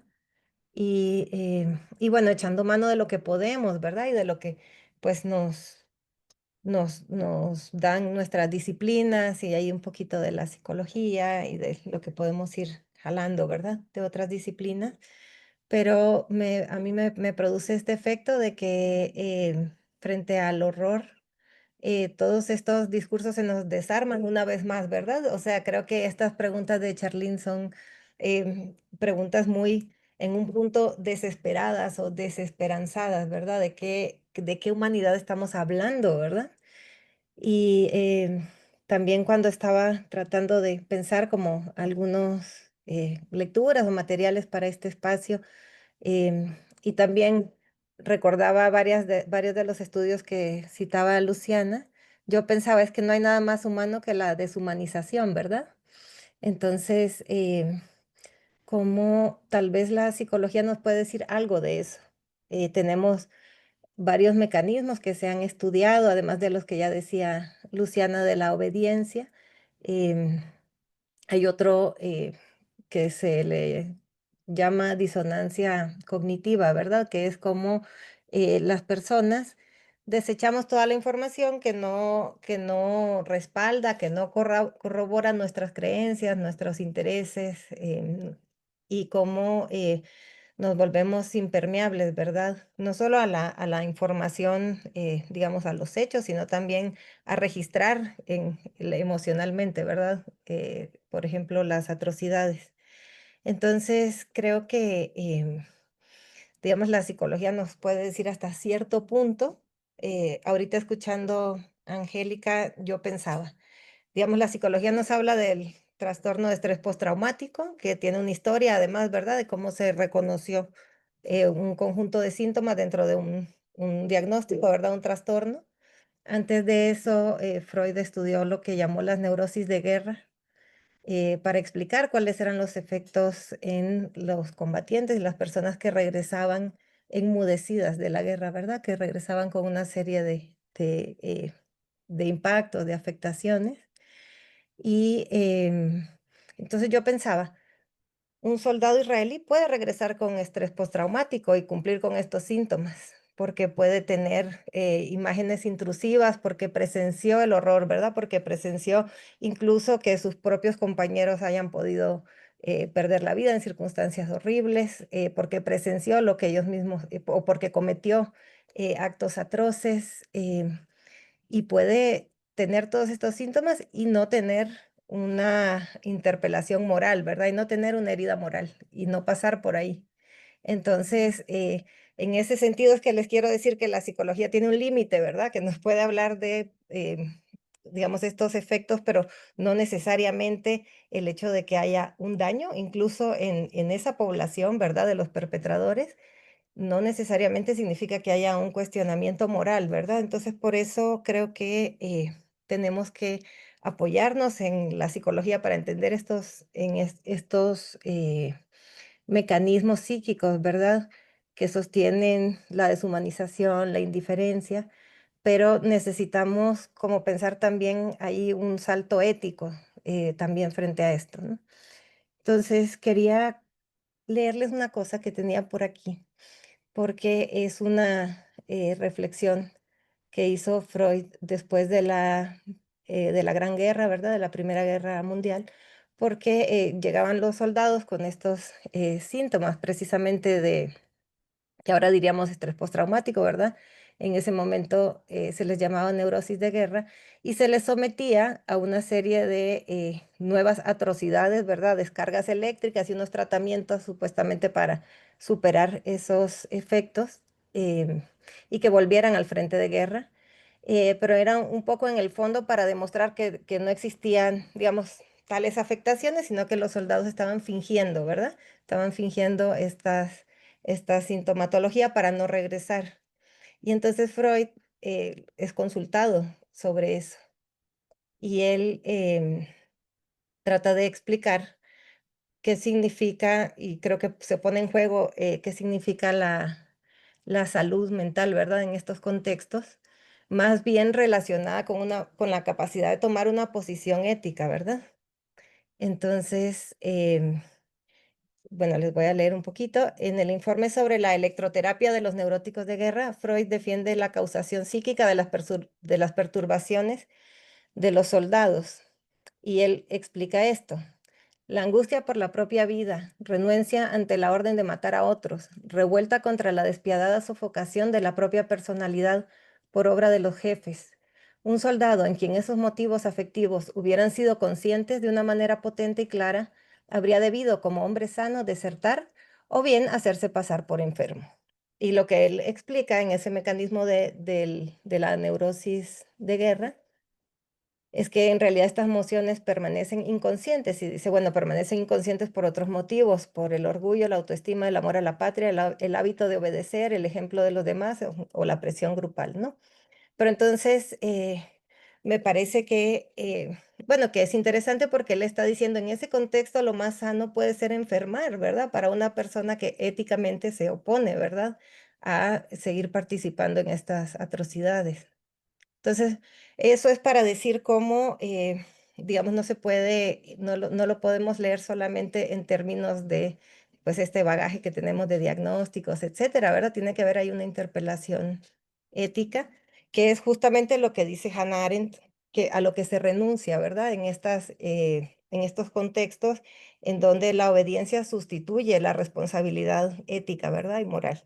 Entonces, creo que algo que nos puede ayudar también a pensar esto es el trabajo que hizo Judith Butler en este librito que se llama Vidas Precarias, ¿verdad? Y que ella plantea cómo hay, y en otro libro también que se llama Marcos de Guerra, cómo plantea ella que hay un reconocimiento diferencial del valor de la vida. Es decir, la dignidad de las personas o de los grupos humanos no es un valor intrínseco, ontológico, ¿verdad? De la persona, sino que está sostenido por un reconocimiento político de esas personas y tiene que haber una infraestructura que sostiene ese reconocimiento político. Y vemos en estos contextos como hay estos discursos que apelan a estos marcos de guerra, en donde, para decirlo en los términos que lo hemos estado planteando, se deshumaniza a los otros y a las otras y a lesotres. Y se convierte en lo que ella llama vidas que no son dignas de ser lloradas. Y justamente ella contrapone a las víctimas del ataque a las Torres Gemelas en el 2001. Ella dice cómo se ha llorado, ¿verdad? Cómo se han reconocido estas pérdidas de vidas humanas en contraposición justamente a las muertes del pueblo palestino, ¿verdad? Ella dice, donde se publican los obituarios de las víctimas del genocidio en contra del pueblo palestino. Entonces, ella hace esta reflexión para encontrar, digamos, para problematizar esta idea de la dignidad que me parece que es terrible en realidad, ¿verdad? Porque nos habla de que no hay algo, digamos, intrínsecamente humano que nos lleve a este reconocimiento, ¿no? Sino que tiene que estar sostenido por, digamos, un entramado político, institucional, cultural, etcétera, ¿no? Pero también creo, y ahí podemos pasar tal vez a la otra pregunta, que hay estos actos digamos, de toma de posición ética en donde se trascienden estos marcos de guerra, ¿verdad? Estos marcos epistémicos que deshumanizan, en donde se pueden fracturar estos discursos y en donde se puede reconocer la vulnerabilidad de la vida de los otros y las otras y les otros y actuar en consecuencia. Entonces también eso para no ser tan pesimista, ¿verdad? Eso me hizo pensar que es verdad que no hay nada más humano que la deshumanización, pero también no hay nada más humano que la solidaridad, ¿verdad? Y cómo pensando en pues en esta noticia de la tripulación de la Flotilla de la Libertad, que se pudo haber quedado cómodamente en su casa em, o que pudo tuitear algo, en fin, ¿no? No tenía necesidad de exponerse, ¿verdad?, al peligro que representaba pues este acto de desobediencia, este acto de posicionamiento ético tan radical, ¿verdad? Entonces me parece que en ese sentido tenemos que, digamos, seguir pensando el tema de la guerra, apoyarnos en lo que nos podemos apoyar, pero reconocer que estamos muy, muy lejos, ¿verdad? De poder explicar cuáles son estas dinámicas que están sosteniendo el genocidio, ¿verdad? Esto que les decía, el genocidio en tiempo real. Entonces, una vez que hay esta fractura de estos marcos de guerra, ¿verdad? Que deshumanizan y que las personas nos posicionamos éticamente, pues nos exponemos al peligro también, ¿no? Esto también lo trabaja Judith Butler. Nos exponemos al peligro en muchos sentidos y yo creo que de alguna manera todos hemos vivido rupturas en nuestros entornos, ¿verdad? Porque pues hay una polarización alrededor de este tema. Estaba escuchando una conferencia que hubo en la UNAM y decía, estaba participando Rita Segato y ella decía, para mí la gente que empieza diciendo, pero es que jamás, ¿verdad? Para mí esa gente ya no existe, para mí se murió, ¿verdad? Entonces todas esas eh, consecuencias de tomar una posición, ¿verdad? Estas rupturas, desde esas rupturas de lazos, ¿no? De vínculos personales hasta consecuencias políticas por pronunciarse públicamente, hasta cosas bueno, que no sabemos, ¿verdad? Hasta dónde pueden llegar las represalias, ¿no? Por ejemplo, para los estudiantes que se han manifestado y que han sido amenazados de ser expulsados, de que se les quiten, por ejemplo, en Estados Unidos, ¿verdad? Sus visas, sus becas, toda la presión sobre las universidades, el recorte de su presupuesto, tiene que ver con eso, ¿verdad? Cómo tomar una posición significa exponerse al peligro también. Em, entonces significa una disposición a ser afectado, afectada, afectade, a conmoverse, a moverse, que yo creo que sí está en este terreno ético, ¿verdad? Incluso eh, la gente que, bueno, que salimos a la marcha porque tenemos tanta impotencia que es lo único que se puede hacer, ¿verdad? Como participar en alguna marcha, esa disposición a moverse, a salir, nos permite también generar redes, nos permite algo muy importante que también hemos visto en México. En los colectivos de familiares de personas desaparecidas y las madres buscadoras, que son estos actos de duelo público, ¿verdad? Como cuando estos dolores se ponen en el espacio público, dejan de ser un dolor privado, ¿verdad? Un dolor que muchas veces se patologiza, se medicaliza. Había una señora, la señora María Herrera, que decía, yo me tomaba una pastilla para dormir y una para despertar, hasta que encontré un colectivo, ¿verdad? En donde mi dolor fue reconocido y en donde pude hacer algo con eso. Entonces, bueno, creo que esa posibilidad de moverse y hacer lazo, ¿verdad? Y hacer redes y poder denunciar también nos salva. Y bueno, eso es una cosa que decimos mucho con mis compañeras feministas de la IM Defensora, ¿verdad? Que las redes salvan y literalmente salvan, pero también simbólicamente, ¿verdad? Poder tener un sentido de pertenencia y de sostenernos, ¿verdad? En esta indignación, creo que es fundamental. También creo que hay algunas cosas que cuando las personas hemos estado expuestas a tanta información y a tantas atrocidades que de alguna manera necesitamos administrar para poder vivir, ¿verdad? Porque ¿cómo vivir sabiendo que esto está pasando? Y creo que hay una especie, voy a tratar de traer un concepto a ver si funciona, ¿verdad? Que es un concepto clínico, que es la culpa del sobreviviente, ¿verdad? Que es como las víctimas de las atrocidades que sobreviven se enfrentan con la tarea después de darle sentido a esa vida, ¿verdad? Cuando otras personas, digamos, con esta vivencia de que otras personas murieron en su lugar. Entonces, creo que también nos toca eso, ¿verdad? Cómo nos enfrentamos a estas imágenes y cómo mantenemos esta capacidad de horrorizarnos y de indignarnos, pero también de tener una vida vivible, ¿verdad? Que nos permita conectar. Yo creo que es fundamental la participación política y colectiva y que el propio acto de conmoverse es un acto político. Muchas gracias, Jimena. Pues súper interesante este cierre. También justo estaba pensando ahorita que hablabas de la culpa de esta última noción que comentaste. Estoy pensando en la diáspora palestina, ¿no? O sea, la gente de origen palestino que está viviendo en otras partes del mundo y que desde ahí está viendo el horror, pero también a lo mejor sintiendo esto, ¿no? Es decir, sabiendo que si ellos estuvieran ahí, tal vez ya no estuvieran vivos, ¿no? Entonces, ¿por qué yo sí estoy aquí, ¿no? En Chile, en Argentina, no sé, en Inglaterra, en Francia? Y, ¿no? Me estaba pensando ahorita en eso, en América Latina, creo que la comunidad palestina más grande está en Chile, y pues sí, ¿no? Pues sí, cómo puede estarse también afectando su salud mental y emocional, etcétera, ¿no?